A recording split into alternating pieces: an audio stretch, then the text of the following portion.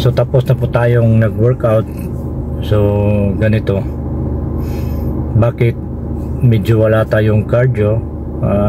Cardio ginagamit lang yan natin yung kung gusto natin yun, kung ano talaga gusto natin ng conditioning sa katawan natin, nag cardio tayo. So dito tayo sa practical side, kasi kung mag cardio ako ano yun na, maubusan ako ng oras sa pag workout, lalo na ang workout time ko 1 to 2 hours. So ano yan, kung isabay ko pa yung cardio, hindi naman talaga ako nag cardio ng 30 minutes, nasa 45 to 1 hours yan. At saka yung cardio naman natin interval, high intensity interval training. So 1 minute walk, 1 minute jog, at 1 minute running, din balik na naman. So ganun yung pag ano natin. So 2 hours workout natin, so mag-add pa tayo ng cardio, so wala na wala na tayong oras, so maubusan na tayo. So almost ano na yan, 3 hours. Kung i-cardio naman natin before ng workout natin, ayun, medyo wala na tayong lakas sa pag bubuhat. So minsan maging failure na yung training natin, hindi na matapos. So mahirapan na tayo. Then kung after na naman, hindi na talaga tayo makakardio kung after ng workout natin, kasi ano yung training natin hard, intense, at saka heavy. So mahirapan talaga tayo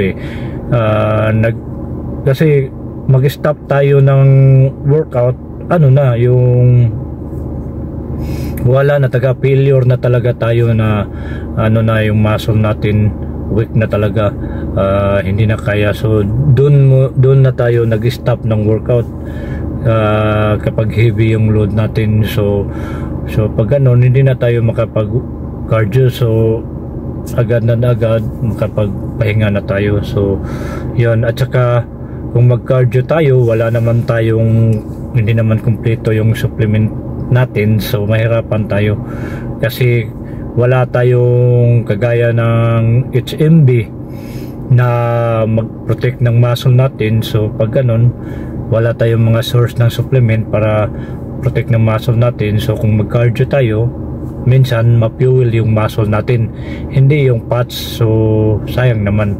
So nag-build tayo ng muscle So maganda lang yan kung cutting tayo, so mag-burn tayo ng fats talaga. Pero sa pagbubuhat, sa pag-workout, mag-burn naman ng fats yan kapag nag-walk tayo, kapag intense yung training natin, nag-burn din yan ng fats. So same lang yan talaga. So ganun, kung mag-cardio tayo, hindi nga tayo makapag-abs workout after ng muscle workout natin, training so mag-cardio pa kaya, so mahirapan na tayo. So mas maganda kung ipalit nyo yung cardio nyo, mag-abs workout kayo, din yun nga, intensive ang training nyo. Yung cardio nyo, magandang gawin nyo yung hindi talaga kayo mag-workout yung time na hindi rin rest day. Kasi kung rest day, rest talaga, totally rest, ipahinga mo talaga yung katawan nyo para mag-recover yung muscle mo. So yun, kapag ano naman yan post pull. So pause yung chest mo, arms, yung shoulder, back, then legs. So 5 days. So 6 days, mas maganda yan, mag-cardio kayo. So yan, para 7 days rest day, totally rest talaga kayo. So yan ang magandang gawin sa pag-cardio nyo, kasi hindi naman tayo full time na nag-workout yung sinasabi ko, practical na ginagamit. Maging wise din naman tayo kasi pag inaano natin yan, maganda naman mag-cardio, pero yun talaga yung oras kakapusin talaga ako. Kung mag-cardio naman, ano yung ginano natin? Yun, kung mag-cardio tayo, yung high intensity interval training. So yun, una, walk ka ng 1 minute, then after jog ka ng 1 minute, then after run ka ng 1 minute, balik na naman, so walk na naman, so ganun.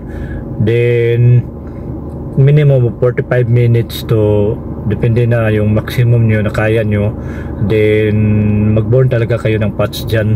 So mas maganda yan kung gawin nyo 3 times a week.